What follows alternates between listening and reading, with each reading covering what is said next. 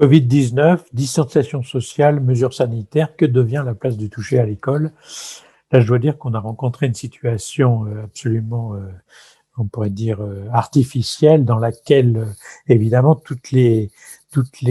mesures qui tiennent à l'importance du toucher, du tactile dans le développement de l'enfant ont été bouleversées. Puisqu'évidemment, on nous incite à la distanciation sociale, aux mesures sanitaires, et évidemment, comme le toucher et le vecteur du contact sont la manière dont se transmettent les maladies infectieuses, et ça devient très, très épineux. Alors, je distinguerais volontiers une situation d'épidémie, on pourrait dire, euh, d'extrême urgence, c'est-à-dire le premier confinement, la manière dont on a dû se mettre à l'abri les uns les autres et les uns des autres pour pouvoir survivre. Et je crois que cette période-là est tout à fait exceptionnelle et qu'évidemment le toucher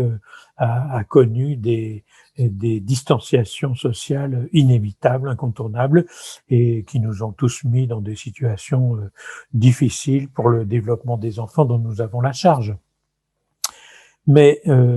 ça n'est pas parce que cette distanciation sociale était à l'ordre du jour que d'un seul coup, on ne devait plus protéger un enfant qui allait tomber, qui allait se retrouver dans telle et telle situation pour lesquelles, évidemment, on devait d'abord répondre à la situation de danger immédiat et ensuite essayer de trouver des solutions pour parer à la solution de distanciation sociale nécessaire. Et on a bien vu que pour ça, il y avait un certain nombre de consignes qui étaient faites par nos dirigeants qui permettaient de pouvoir désinfecter, etc., après coup, si jamais on avait dû franchir les interdits sanitaires. Donc, il y a cette situation qui est la situation dans laquelle interruption du toucher pour des raisons sanitaires exceptionnelles, et puis, il y a les situations de l'après-coup, de chaque peuple en train de se vacciner. Enfin, on voit bien de mettre au point un certain nombre de techniques qui permettent de retrouver une distanciation sociale, disons, minimale, et dans laquelle, évidemment, les interdits qui portaient sur le toucher retrouvent des possibilités de pouvoir s'exercer à nouveau, qui sont en fonction des contextes, en fonction des situations de chaque pays, de chaque groupe, de chaque école, de chaque famille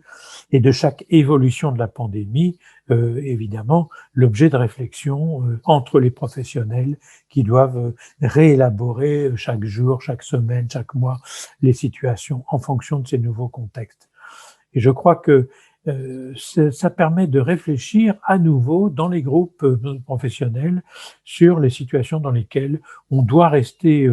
vraiment intangible, c'est-à-dire intouchable, et les situations dans lesquelles, au contraire, on peut retrouver des repères antérieurs qui sont très importants pour aider le développement de l'enfant. Donc, personnellement, je suis très enclin à faire confiance à l'intuition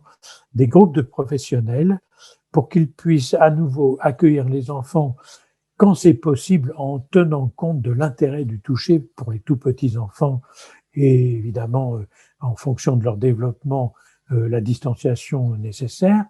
Mais je pense qu'il faut à la fois discuter de tout ça avec les familles qui sont les interlocuteurs directs des enfants et qui doivent être ceux qui expliquent à leurs enfants pourquoi l'institutrice que j'ai pas pu voir pendant tant de temps, mes parents n'ont pas pu la rencontrer, je ne pouvais la rencontrer qu'après avoir passé un sas, etc. Toutes ces mesures ont été prises et là encore expliquer aux enfants les raisons qui ont présidé à cette interruption momentanée du toucher ordinaire. Et à ce moment-là, les parents, les professionnels et les enfants font de cette difficulté rencontrée temporairement l'objet d'un débat à nouveau. Et je crois que ça ne peut que, au fond, servir dans l'après-coup les raisons pour lesquelles on a été amené à faire comme on a fait. Et je crois que ça va aider après coup les enfants à se rendre compte qu'il y avait des choses qui n'ont pas été possibles à un moment donné, qui maintenant ont été possibles et que c'est rendu possible grâce au fait qu'on a pu, en tant qu'humanité, lutter contre des virus qui nous compliquent la vie. Et je crois que ça fait partie des épreuves qu'on a franchies ensemble, qui sûrement nous ont aidés beaucoup à gagner en humanité.